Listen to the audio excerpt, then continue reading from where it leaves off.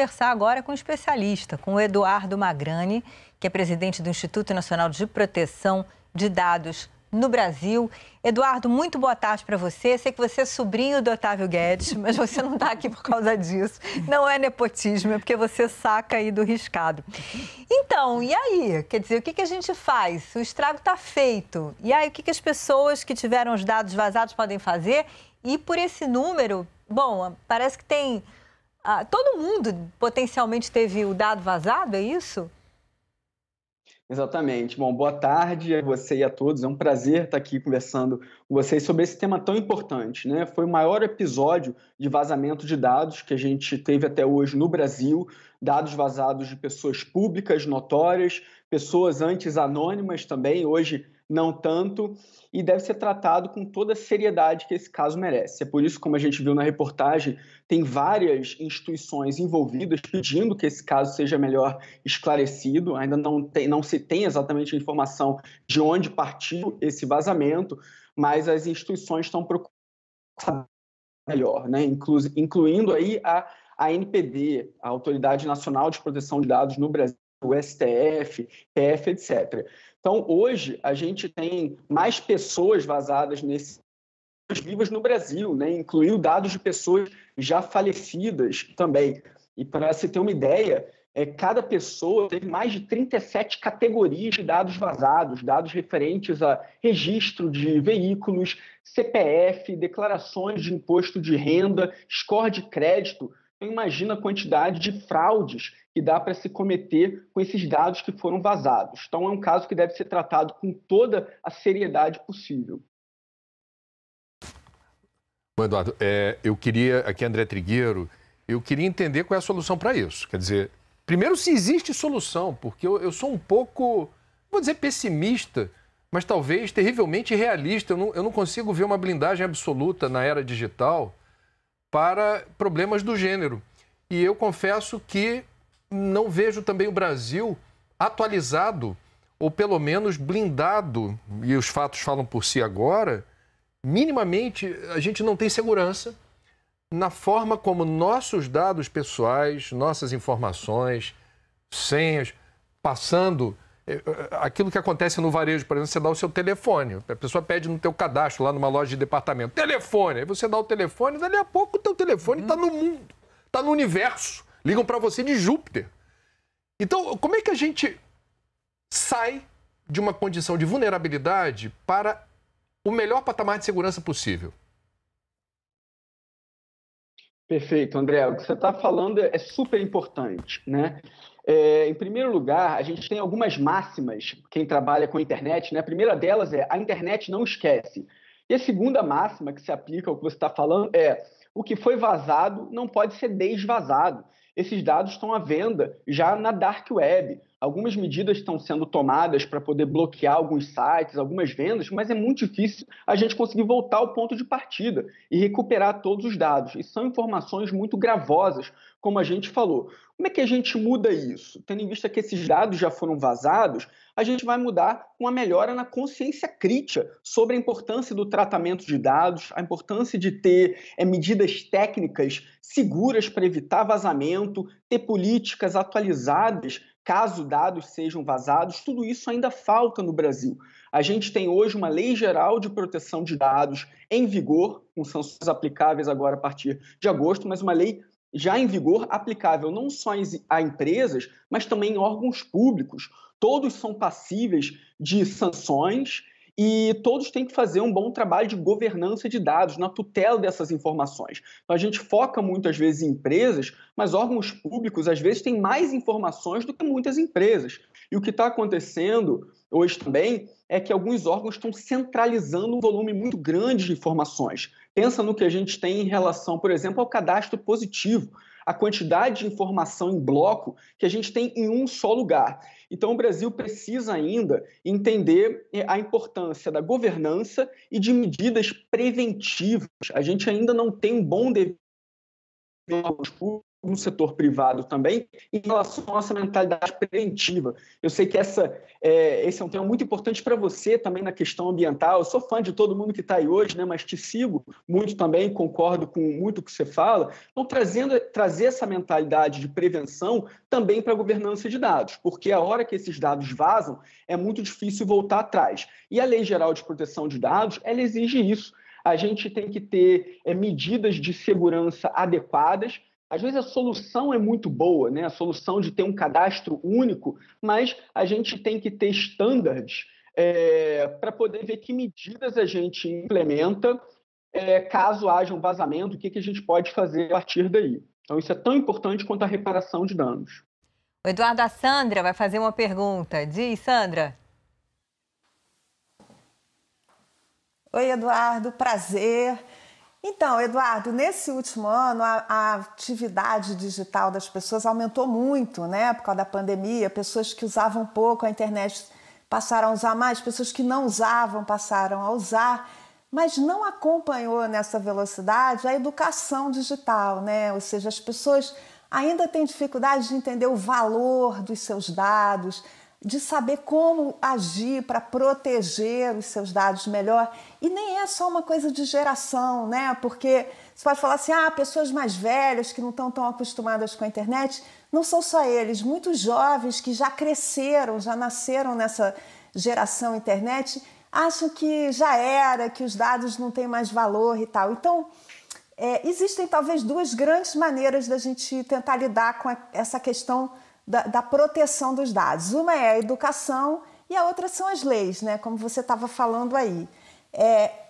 O país mais adiantado nessa questão das leis é a Alemanha, né? Basicamente, na Alemanha, você tem a configuração padrão é que você fica com os seus dados. Enquanto que no Brasil, nos Estados Unidos, em todos os outros países, a configuração padrão é que você dá os seus dados. E se você não quiser dar, aí você tem que trabalhar para isso não acontecer, né? Então, e a Alemanha, só um pequeno parênteses, aprendeu isso num trauma histórico, né? Porque nos anos 30, o fundador da IBM ganhou uma medalha do Hitler, Thomas Watson, porque a IBM o processamento de dados da IBM foi fundamental para que o nazismo pudesse implementar o seu sistema de extermínio e tal. Então, a Alemanha tem um trauma histórico. Minha pergunta é, será que esse trauma que a gente está vivendo agora no Brasil vai poder ajudar a gente a aprender melhor o valor dos dados e de que maneira? Perfeito. Eu acho que o que você está colocando também é super importante e complementa muito bem a pergunta do André. Tem duas camadas aí que a gente tem que analisar. A primeira é a camada de governança das empresas e órgãos públicos que trabalham com tratamento de dados e tem que ter um melhor compliance, como a gente diz, né? Com políticas robustas, atualizadas, para poder ter uma boa prevenção, caso de vazamento, e boas condições de reparação, caso isso venha a acontecer. E você está trazendo um outro lado disso, que é o lado do usuário, do consumidor. E, de fato, muita gente ainda não conhece os seus direitos em relação à privacidade e proteção de dados, ainda que a gente tenha hoje uma lei em vigor. Então, a gente, no Brasil, está começando a construir ainda uma cultura de privacidade, coisa que já tem, já de longa data, em outros países europeus. A Alemanha, que você citou, foi o primeiro país europeu a ter uma lei de proteção de dados com uma lei bastante robusta desde a década de 70. E a razão disso é porque a Alemanha passou por duas grandes guerras, aprendeu o valor de uma informação, de um dado já há muito tempo. Então, aqui na Alemanha, isso está no DNA também dos cidadãos, não só das empresas e dos órgãos públicos em termos de compliance, mas também de cada pessoa que compartilha os seus dados no mundo online ou no mundo offline e que sabe valer os seus direitos. No Brasil, a gente ainda está passando por uma construção cultural em relação à privacidade e proteção de dados. Eduardo, tem uma pergunta de assinantes para você. Vamos ver aqui na nossa janelinha interativa. Olha, a Elisa, proteção de dados. Existe alguma maneira de saber se meus dados foram expostos? Elisa Miranda pergunta. Como é que a gente descobre se os nossos dados caíram na roda?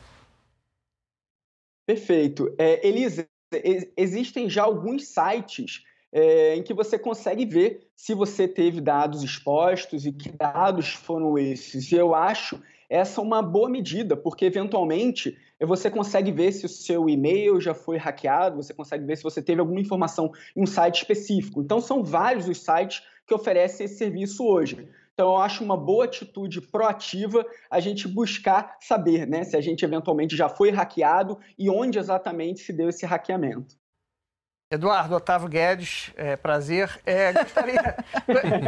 Eu gostaria de entender o seguinte, se há no mundo, assim, exemplos de consequências de punição na área criminal ou civil de governos que foram lenientes ou foram ali omissos e permitiram o vazamento de dados. Porque a empresa, a gente sabe, no campo privado processa, mas e governos? Existem vários. Aqui na Europa, não é raro órgãos públicos serem processados com sanções administrativas até. Quem geralmente leva isso a cargo são as autoridades nacionais. Cada país na Europa tem autoridades nacionais independentes e autônomas. E esse é um tema super importante, porque para a gente conseguir sancionar o órgão público, é preciso garantir justamente a independência e a autonomia. Essa foi uma discussão que a gente teve na criação da nossa Autoridade Nacional de Proteção de Dados, que está vinculada à presidência da República, e esse é um caso raríssimo no mundo, geralmente tem mais independência e autonomia, mas a gente está acompanhando as iniciativas e a atividade para ver se vai ser capaz também da gente ter essas sanções voltadas para órgãos públicos. A gente tem diretrizes que foram muito felizes já sendo publicadas pela autoridade e a gente espera que siga esse mesmo padrão internacional, porque não é raro a gente ver entidades públicas sendo processadas na Europa por falta de compliance com o GDPR, como a gente chama, que é o Regulamento Geral de Proteção de Dados na Europa. Valeu, Eduardo. Muito obrigada, viu, pela tua participação aqui com a gente. Obrigadíssimo. Teu tio tá mandando um abraço aqui para você, tá bom?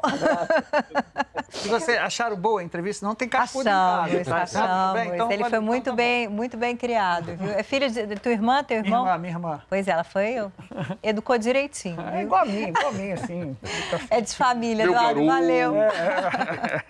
Bom, só pra gente amarrar, né, Sandra, super sério isso, afinal de contas, né? Se a gente se dá conta da magnitude disso, né?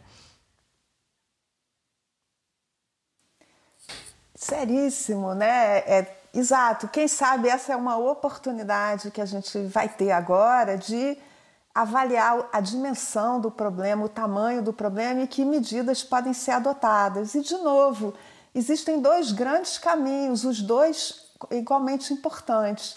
A educação, né? Você realmente entender a importância dos seus dados, o que você precisa fazer no seu dia a dia para proteger os seus dados, quais são os mecanismos, aonde você pode melhorar isso, né? O que está por trás. Isso é o lado da educação, que acho que ainda tem um longo caminho pela frente e as coisas vão muito rápido, né? Então, e a questão das leis, né? O exemplo da Alemanha, de novo, é um exemplo importantíssimo que muitos outros países ainda não chegaram lá, não é só o Brasil, né? Nos Estados Unidos também, você tem que ter muita vontade de proteger os seus dados se você quiser que aquilo aconteça. Você tem que conhecer aquilo muito bem, você tem que estar muito alerta, você tem que estar muito atento. Então, agora que a gente realmente cada vez mais mora dentro da internet e usa as ferramentas digitais, acho que já passou da hora de tentar expandir esse conhecimento e realmente tornar isso muito mais acessível, né? A consciência da importância dos dados, o que você tem direito de guardar como seu, por que você vai ceder dados, né? A gente está sempre sendo convidado a ceder um monte de dados que poderia não ceder numa compra, para entrar em algum lugar. Não precisa disso, essa consciência precisa crescer. Leila. Bom, a discussão é excelente, vai render, né, gente? Sandra, obrigada. Eduardo, obrigada de novo, querido. Valeu.